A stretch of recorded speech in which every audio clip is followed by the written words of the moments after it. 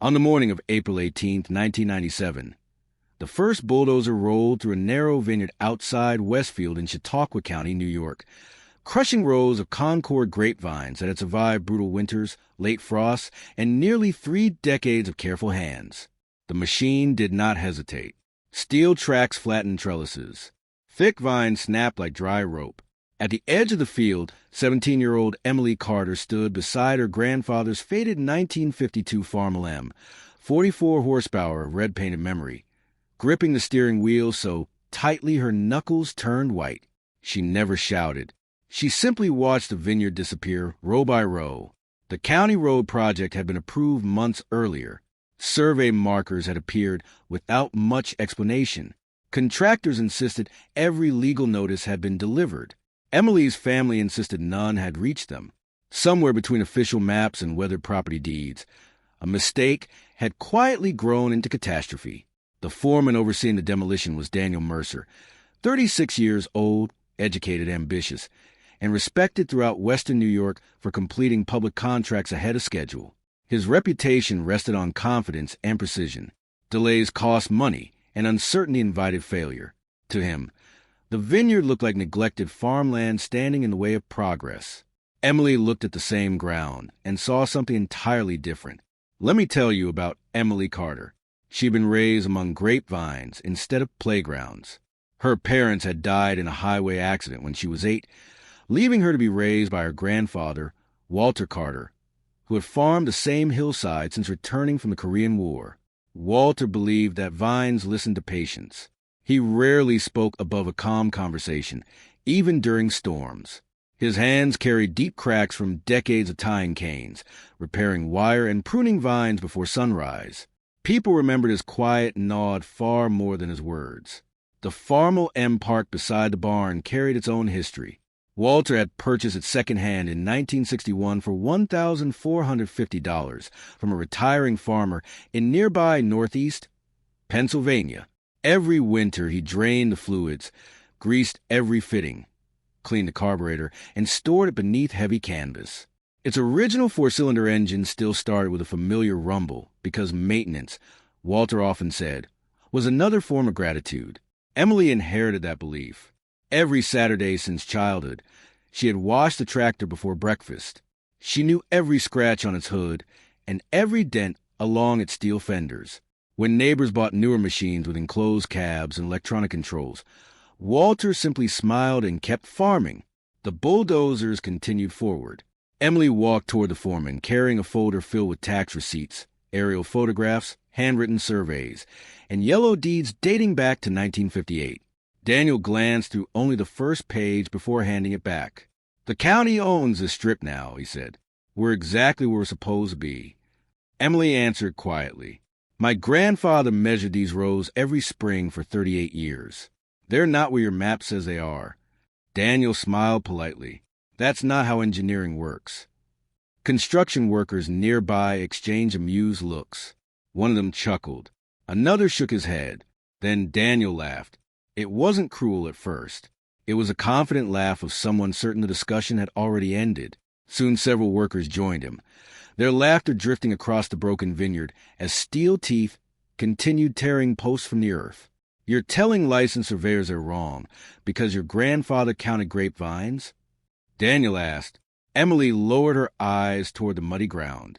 "If that's what it takes." She neither argued nor cried. She simply climbed onto the Farmel M, started the engine, and slowly drove it to the untouched edge of the remaining vineyard. The steady exhaust echoed across the valley, almost as though the old tractor refused to abandon the land it had worked for more than 40 years. The workers watched her in puzzled silence. Even Daniel stopped laughing. There was something unsettling about seeing someone so young remain so calm while everything she loved disappeared in front of her. Walter emerged from the farmhouse several minutes later, leaning on an old hickory walking stick. At 76, he moved carefully, but every step carried quiet purpose. He surveyed the damage without visible anger, resting one weathered hand on the tractor's hood before turning toward his granddaughter. "You kept every record?" Emily nodded once. "Every receipt? Every survey?" "Every one." Walter looked toward the bulldozers, then toward Daniel. Finally he smiled, not with satisfaction, but with absolute certainty. "Good," he said softly. "Paper remembers longer than people do." Daniel dismissed the remark as nothing more than an old farmer refusing to accept change. He signaled the operators to continue, and another section of vines collapsed beneath thousands of pounds of steel.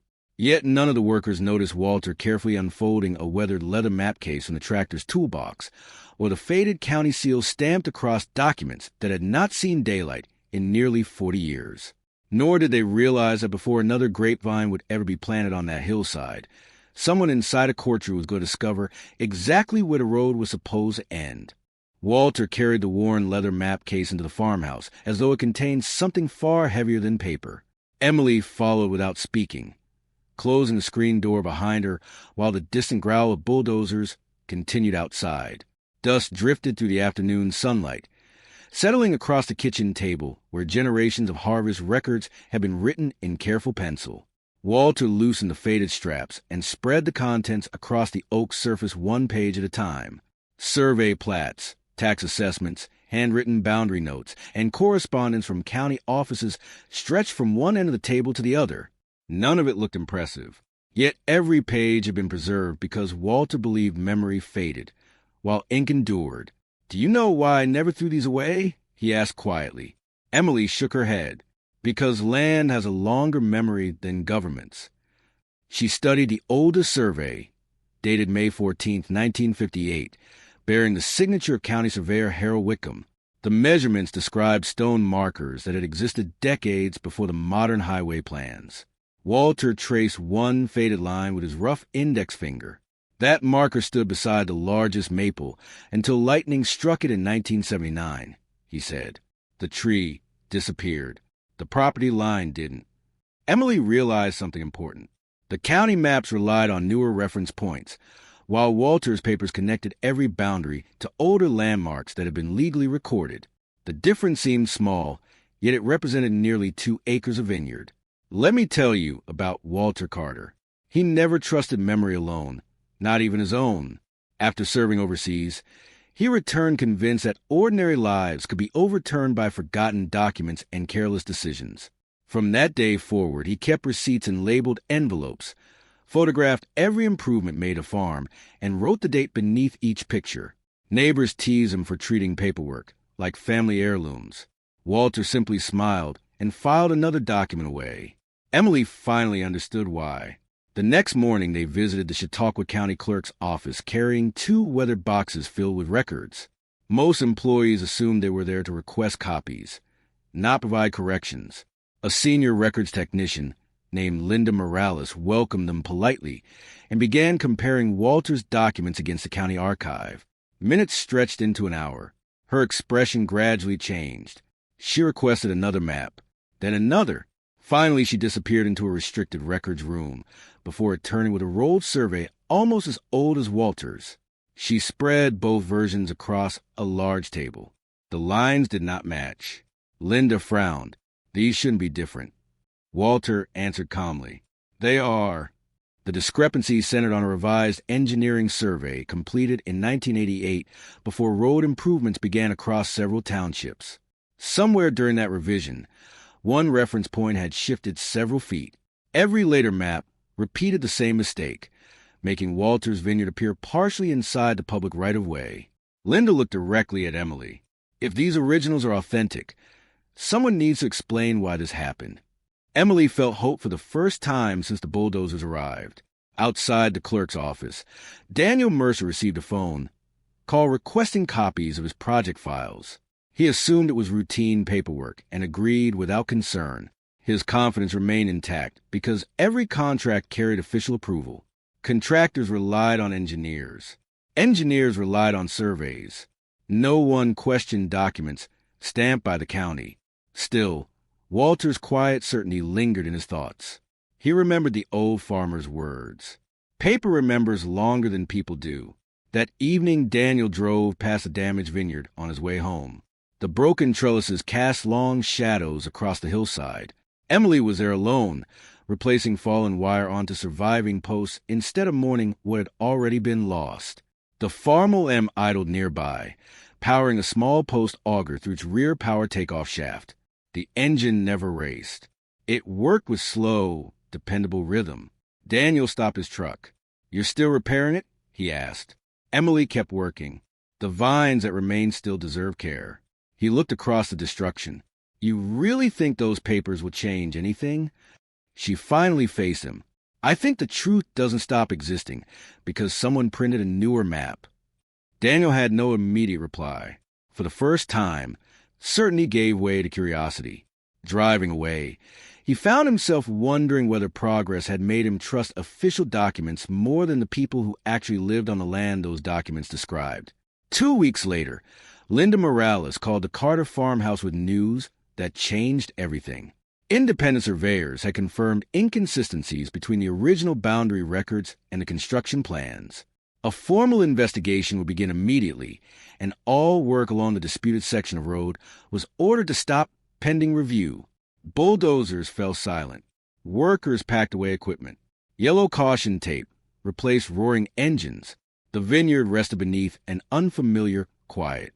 Emily walked through surviving rows just before sunset, touching each vine as though greeting an old friend. Walter stood beside the Farmer Lem without speaking, watching the evening light settle over the hillside. Neither celebrated.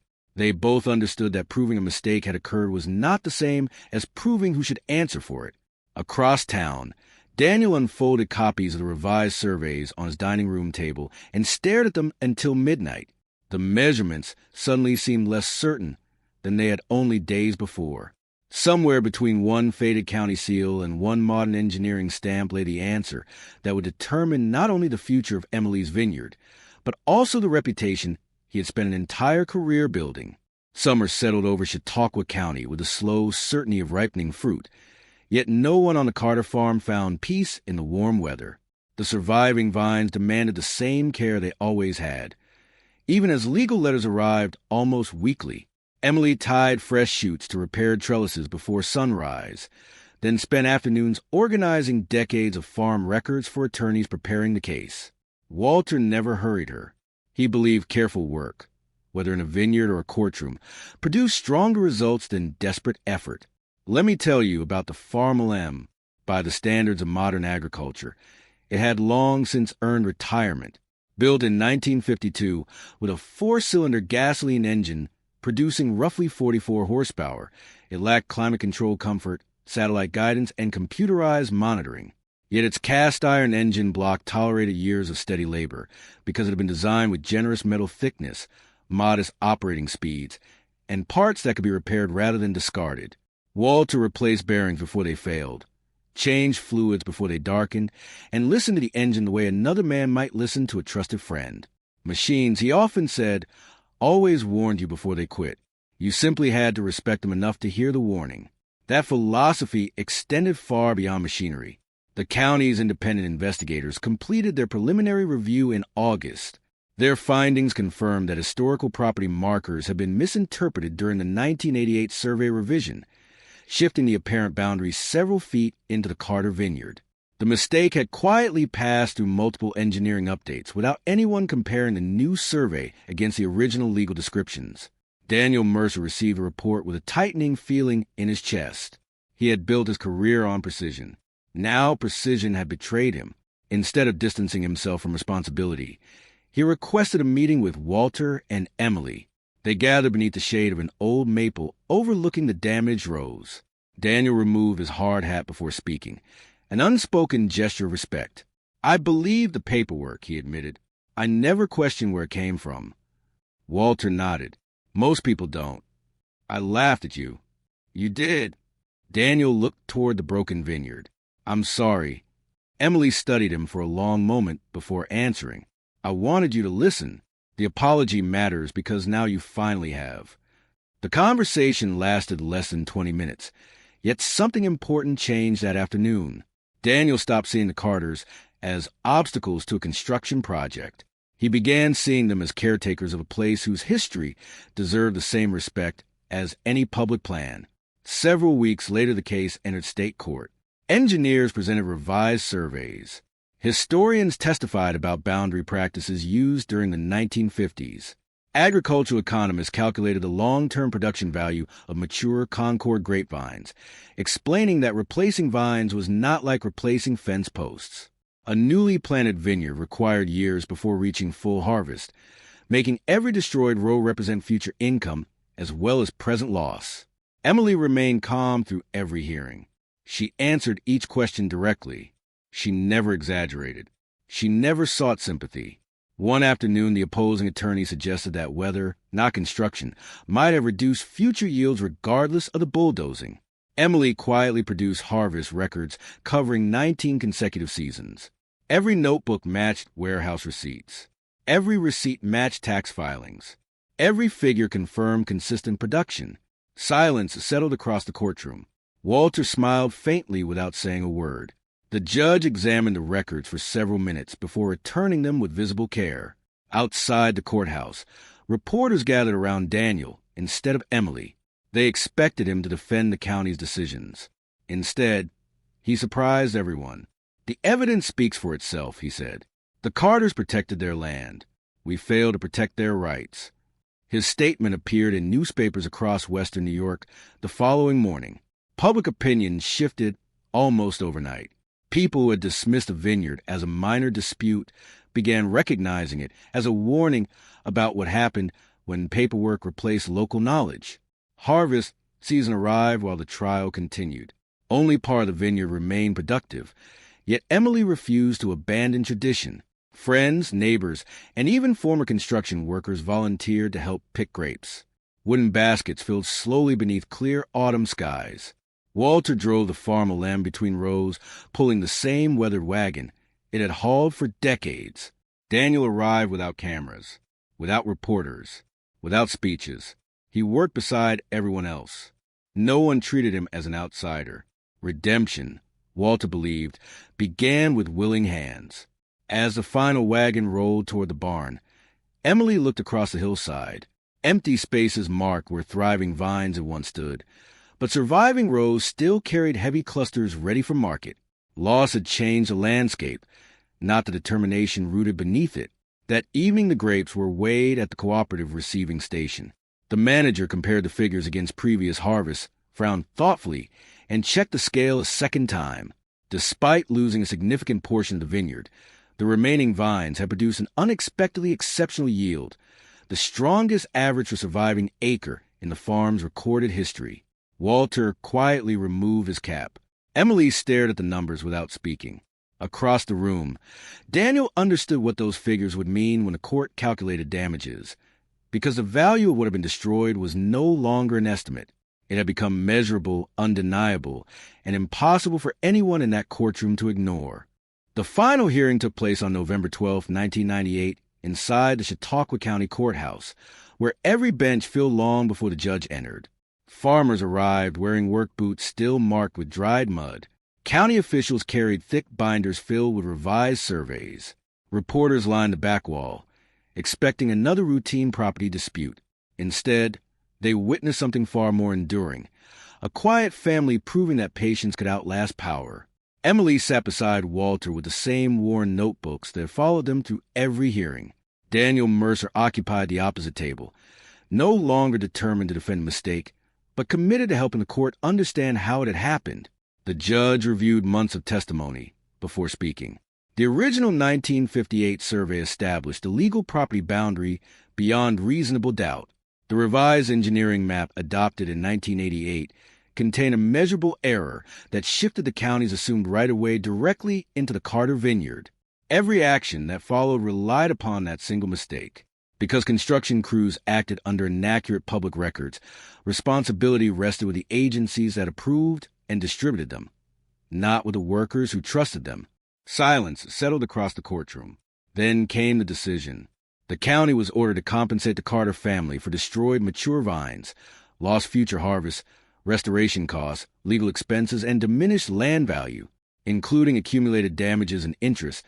The judgment exceeded $3 million, making it one of the largest agricultural property settlements the region had ever seen. Nobody cheered.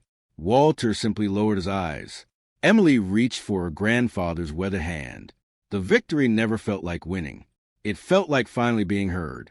Outside the courthouse, microphones surrounded Emily almost immediately.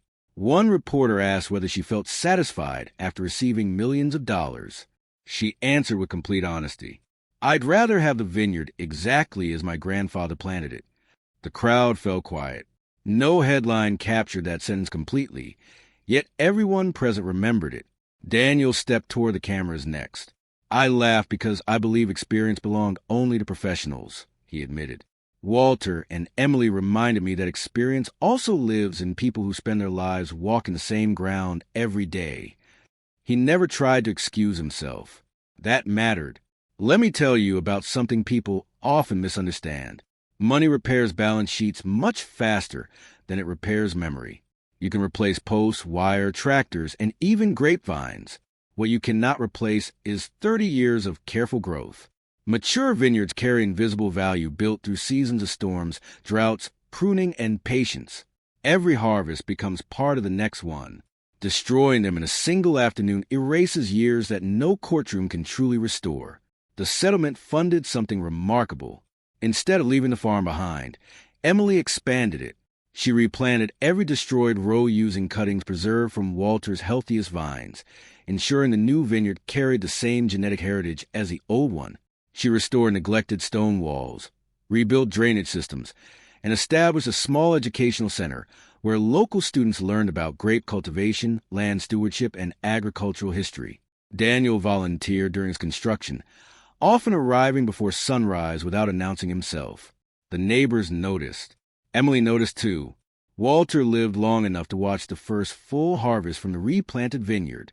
On crisp October mornings, he still climbed carefully onto Farm M, guiding it between neat rows with steady hands that never seemed rushed. The tractor sounded exactly as it had decades earlier, its familiar engine echoing through the valley like an old promise kept. Children visiting the farm often asked why Emily never replaced it with something newer. She always smiled, because some things still know their job.